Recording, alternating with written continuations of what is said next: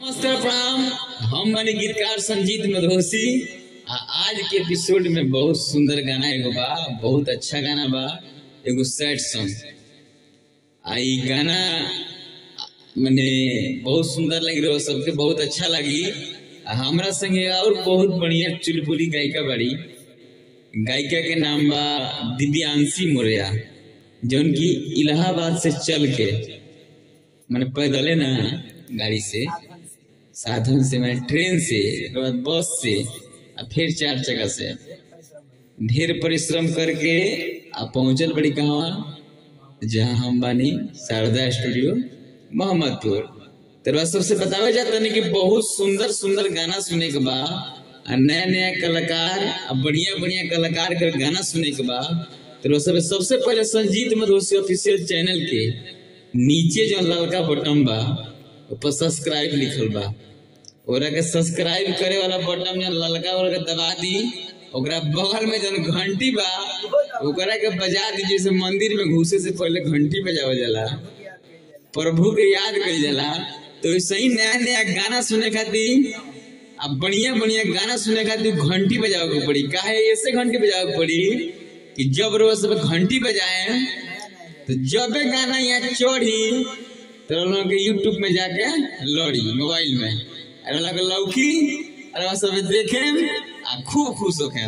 तो ऐसे रहो सब याद रखी, ललका बटन सब्सक्राइब वाला दाब देवे के बा, बगल में घंटी बजा देवे के बा। कहीं हम परिचय करावत नहीं चुलबुली गायिका के जो बाड़ी दिव्यांशी मौर्य, जो उत्तर प्रदेश इलाहाबाद से बाड़ी। तो हम पूछे भी है घर कहाँ, नाम का बा, यहाँ बताइए अपना असली। बताइए घर कहाँ है आपका? मेरा घर इलाहाबाद, मतलब आराम से, कोई दिक्कत नहीं है। मेजर तहसील है, ग्राम सुकाट। मैं हूँ दिव्यांशी मौर्य।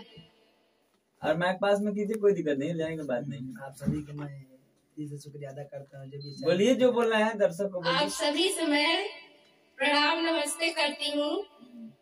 संजीत बोलिए बोलिए बोलिए। जो भी देख रहा है सब लोग, संजीत मधोसी ऑफिशियल चैनल जो भी सब देख रहे हैं। संजीत मधोसी बोलिए। संजीत मधोसी भाई ऑफिशियल चैनल जो देख रहे हैं आप सभी को प्रणाम करते हैं।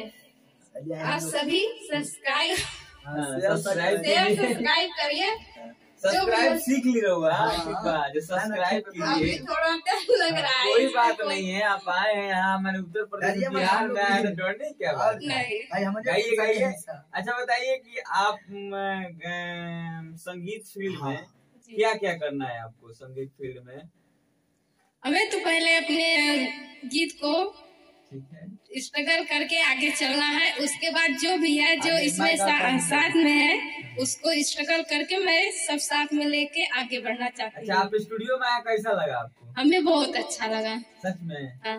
मैं दर्शक को बोले कि मुझे अच्छा लगा इसलिए इलाहाबाद से आई हूँ। मुझे स्टूडियो में बहुत अच्छा लगा, मैं दिल से बोल रही हूँ, इसलिए मैं इलाहाबाद से यहाँ मोहब्बत मोहम्मदपुर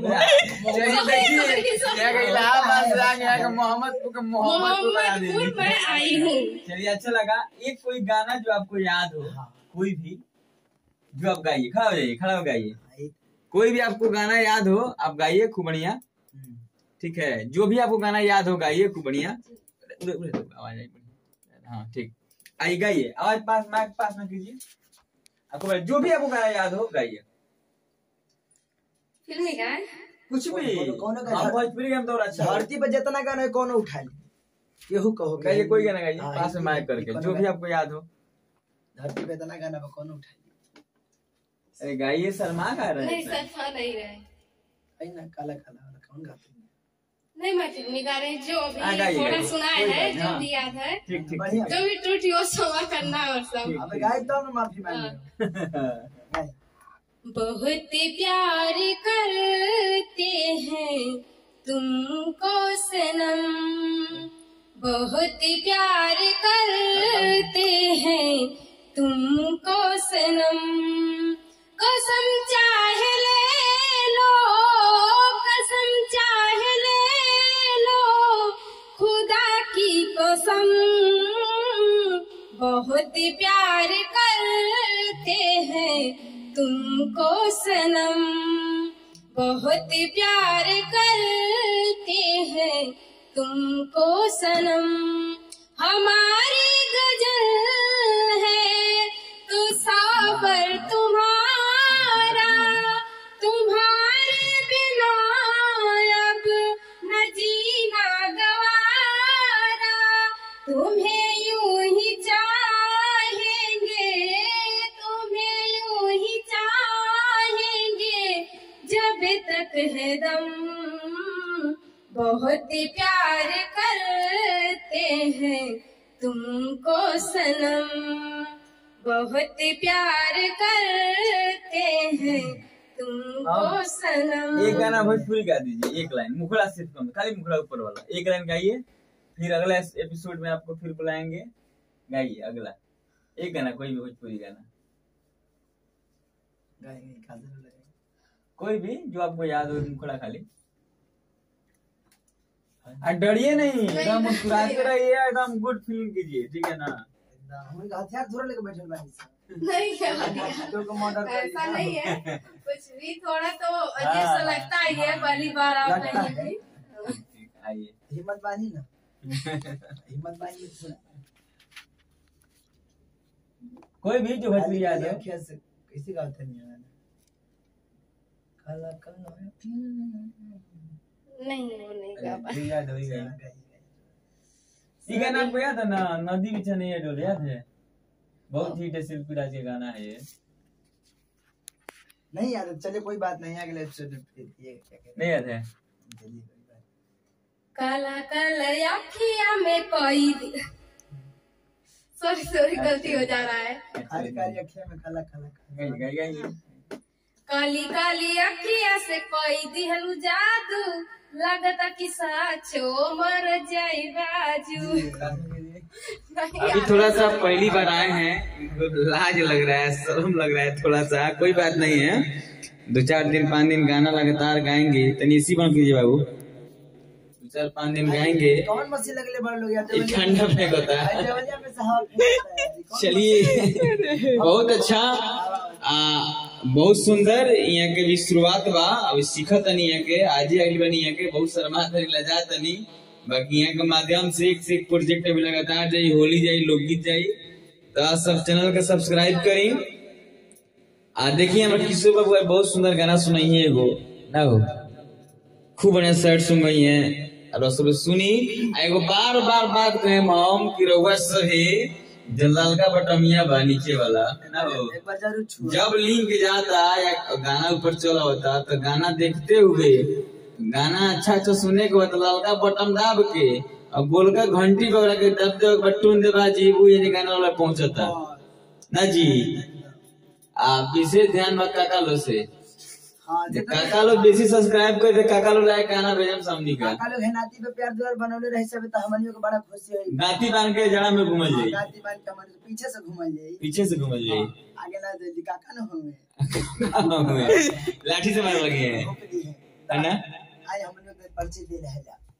हां चलिए, आई हमरा सबके छोट भाई किशोर लाल यादव, और जितना भी हमारा संजीत मधोसी ऑफिशियल चैनल के माध्यम से जे भी देखा था, रोवा सब से मेरे को बात करे के जब कि भीतर एगो नीचा घंटी देले होई, देखो रोवा सब छुत हमरा बड़ा खुशी हुई एकदम। आ टर्न दे डालो सब, टर्न दे आवाजो करियो मजा आई, तो काहे चिगरवा लोग सुन ले। हां ना छुए के बा भाई, दबाई वालों के भीतर हो जाई स्किना में, तो खाली छुइहा लोग। यही तेरे प्यार दुलार बनौले रहे, हमनी के बड़ा खुशी हुई। देखो तनी डायलॉग के माध्यम से कहीं ना कुछ तनी को कहते हैं, डायलॉग की बोली ना भाई सुना। डायलॉग माने कौन चीज? फिल्म डायलॉग का बतानी। अच्छा फिल्म वाला।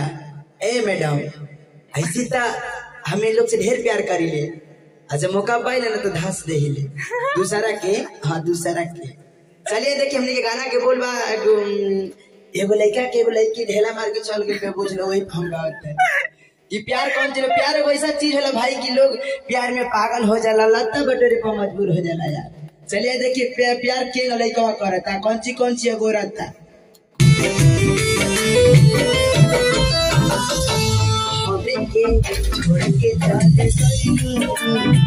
ससुराल में लोग यार स्केल में गाइए, स्केल में गा रहे हैं आप लगा। छोड़ के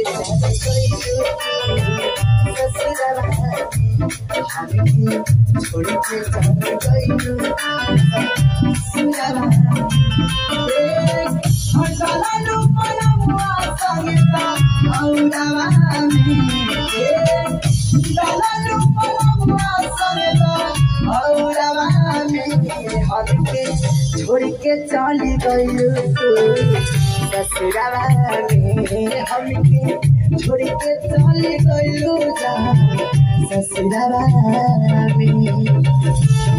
देखिए यहाँ के गाना हाँ देखिए आधा मेरे वो सब सुनी अगर प्यार कर इतना हमके प्यार कर दे कि हम जल्दी सयान हो जाए। अभी आधा भइल बानी भाई, हमरा लगा था कि ये प्यार दुलार वो सबके मिली तो हम जल्दी सयान हो जाए। अंतरा गाई तो यही तरह प्यार दुल हाँ आए याद है ना? देखिए अंदर कैसे बा। हाँ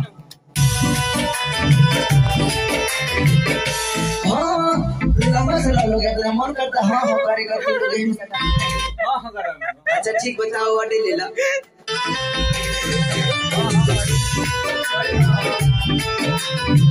हम बचपन के प्यार भूलू कसम हो, तू बारू खुशई हवा तड़पिल हम हो, ए जान हो। हम बचपन के प्यार भूलू कसम हो, तू बारू खुशई हवा तड़पिल हम हो। फोटो हर के हमारा फेंकलू काहे घुरवा में, फोटो हर के काहे फेंकलू जान घुरवा में। चुलबुली गाय कौन बड़ा मैंने हंसमुख कलाकार हवन, बहुत नीमन लड़का हवन। चेहरा से लगते हैं बहुत नीमन। रोहन लड़का तो सुंदर है बा, लगता है रोहन के होला भीतर से सब होला है ना, खराब थोड़ी करते हैं ना नीमन लड़का होगा की। और वो सबके बीच लगातार प्रोजेक्ट जाइए होली के को जा रहा बा, बहुत सुंदर गाना। तो वो सब देखी और वह सब संजीत मधोसी ऑफिशियल चैनल के जम के सब्सक्राइब करी, जम के शेयर करी, ललका बटन दबा देवे के बा, करिया का घंटी दबा का टिप देवे के बा, छुए के ना छुए के बा भाई दवाई हलो ना तो भीतर चल जाए। इसकी बोलिए बोलिए अभी बोल दीजिए, कुछ दीजिए, बोलिए बोलिए उनको छूने के लिए कुछ करने के लिए। संजीत मधोसी ऑफिशियल चैनल क्या करना है? सब्सक्राइब करना है ना, सब्सक्राइब करना है, उससे जो घंटी उसे टच करना है, उसे दबाइए और सब्सक्राइब करिए, जो भी है शेयर करिए। हाँ एकदम ये कितने लजात नहीं अभी ना हम श्रद्धा भाई लोग से बतिया कना हो तो संजीत मधोसी ऑफिशियल चैनल की इतना शेयर मार दी, इतना शेयर मार दी याद है सह नहीं तेरे बानी सॉरी सन हो जाए। सही तेरे प्यार दुलार बनौले रही हमनी को अगला एपिसोड में कोशिश करो चले कुछ नया लेके आवस। हम प्यार करते नहीं कि फंस ना छोड़ देता नहीं भाई, ये समझ आ जाता है। कि अभी होता तो हरी शादी ये जानी दुनिया जी ये नादी कि छिन के ले जाई बुआ जादी हो गमी के बोझा जाई बुला दी कि दूसरा बाग में जाके लागे जाम, कि दूसरा बाग में जाके अरे भुला जाई बुका हो, कि शादी होते जाम भुला जाई बुका हो, कि है किशोरवा से अरे छोड़ा जाइबू का हो, कि शादी होते जान भूला जाइबू का हो। भाई कौन मशीन बड़ा ठंडा करते हैं, बंद करो लोग, दीवार में धुआं बेग लगे तो छुआ देखा दीवार में धुआं बेग तो बंद करो। बहुत बढ़िया यही तेरे प्यार दुलार बनौले रही आ कौनो बात भाई दिल को नहीं खेले कि रोज सबके प्यार खातिर आ खुशी खातिर हमने सर बोला तानी साथ यही तेरे प्यार दुलार बनौले रहब तो हम पानी पी पी के गाई भाई श्रद्धा बाकी हम गाए नमस्कार यही तरह एकदम सब के लव यू एकदम प्यार दुलार बनौले रहे। संजीत मधोसी ऑफिशियल चैनल के माध्यम से हमनी के रोजे अपडेट देखा एकदम नमस्कार प्रणाम लव यू भाई।